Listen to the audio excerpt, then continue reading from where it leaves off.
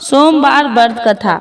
एक समय की बात है, किसी नगर में एक साहूकार रहता था। उसके घर में धन की कोई कमी नहीं थी, लेकिन उसकी कोई संतान नहीं थी। इस कारण वो बहुत दुखी रहता था।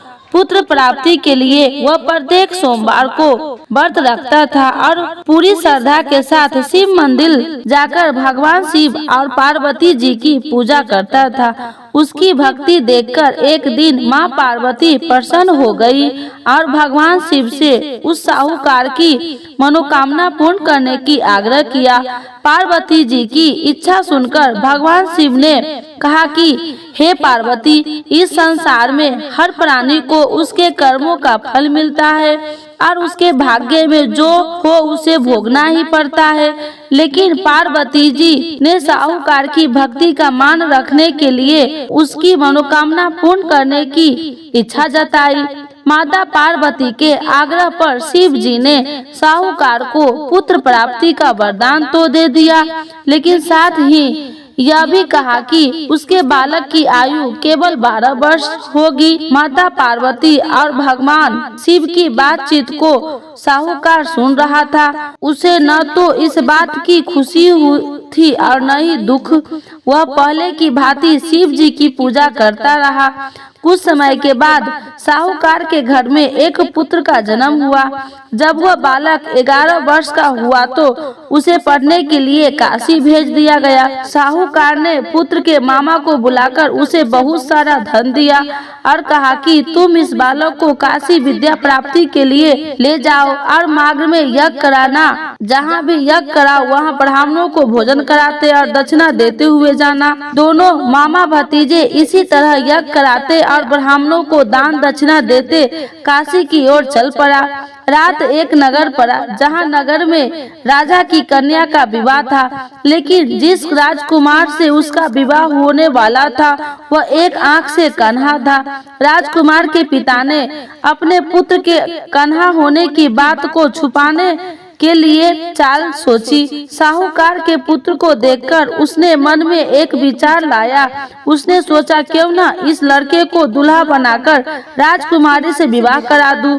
विवाह के बाद उसको धन देकर विदा कर दूंगा और राजकुमारी को अपने नगर ले जाऊंगा।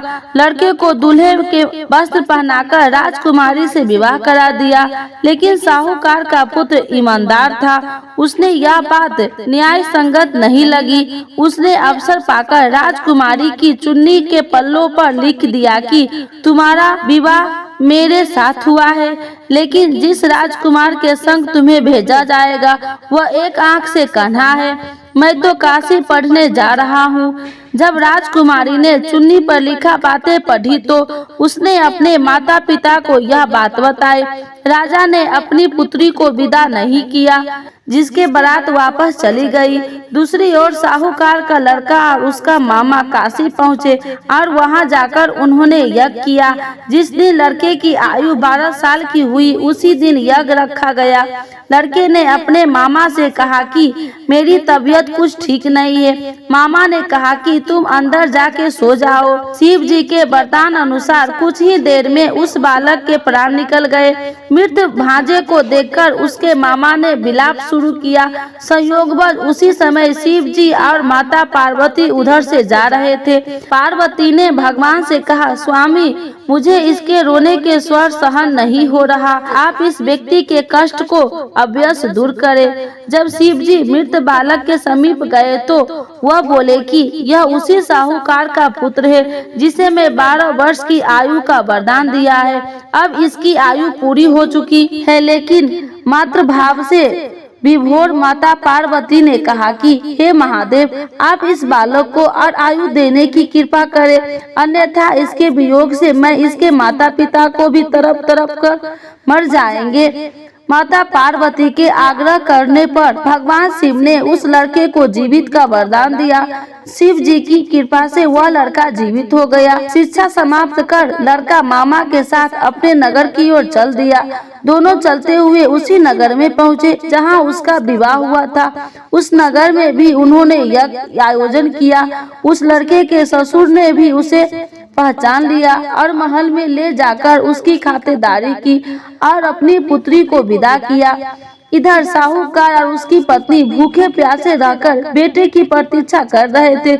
उन्होंने प्रण कर रखा था कि यदि उन्हें अपने बेटे की मित्र का समाचार मिला तो वह भी प्राण त्याग देंगे, परंतु अपने बेटे की जीवित होने का समाचार पाकर वह बेहद खुश हुई। उसी रात भगवान शिव ने व्यापारी का स्वप्न में आकर कहा कि हे श्रेष्ठ, मैंने तेरे सोमवार के व्रत करने और व्रत कथा सुनने से प्रसन्न होकर तेरे पुत्र को लंबी आयु प्रदान की है। इसी प्रकार जो कोई सोमवार व्रत करता है या कथा सुनता है और पढ़ता है, उसके सभी दुख दूर होंगे और समस्त मनोकामनाएं पूर्ण होंगे।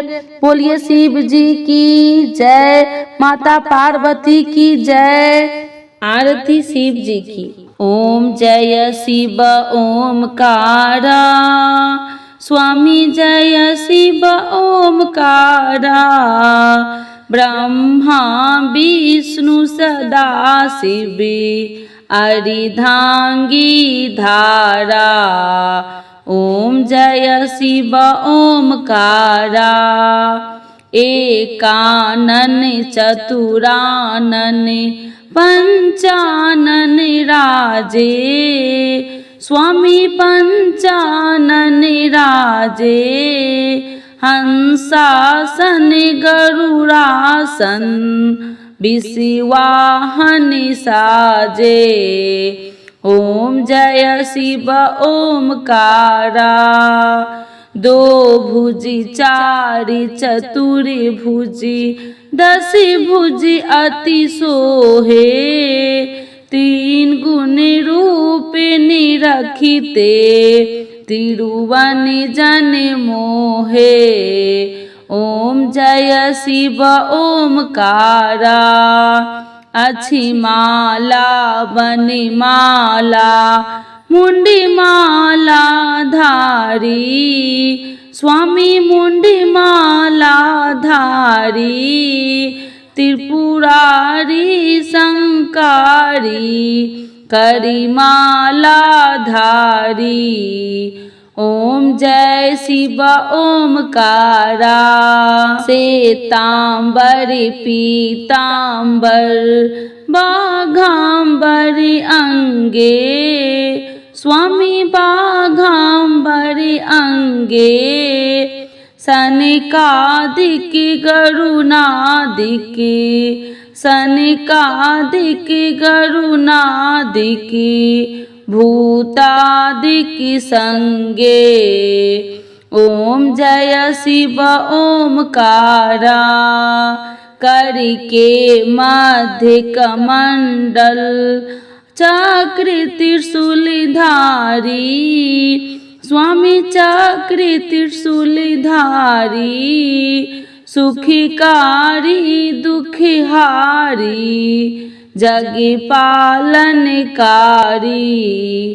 ओम जय शिव ओमकारा, ब्रह्मा विष्णु सदा शिव जानत अविवेका, स्वामी जानत अविवेका, मधु कैटभ दौ मारे, मधु कैटभ दौ मारे, सुर भयहीन करे। ओम जय शिव ओमकारा, लक्ष्मी सावित्री पार्वती संगा, पार्वती अर्धांगी, शिव लहरी गंगा। ओम जय शिव ओमकारा, पर्वती सोहे पार्वती, शंकर कैलासा, स्वामी शंकर कैलासा, भांगी धतूर का भोजन भस्मे वसा। ओम जय शिव ओमकारा, जटा में गंगा बहती है, गल मुंडन माला, स्वामी गले मुंडन माला, शेष नाग लिपटावत, ओढ़त मृग छाला। ओम जय शिव ओमकारा, काशी में विराजे विश्वनाथ नंदी ब्रह्मचारी। स्वामी नंदी ब्रह्मचारी, नित्य उठी दर्शन पावत, नित्य उठी दर्शन पावत। महिमा अति भारी, ओम जय शिव ओमकारा। त्रिगुण स्वामी जी की आरती, जो कोई नर गावे, स्वामी जो कोई जन गावे। कहत शिवानंद स्वामी, मन वांछित फल पावे। ओम जय शिव ओमकारा, प्रभु हर शिव ओमकारा। भोला बाबा की जय, पार्वती माता की जय।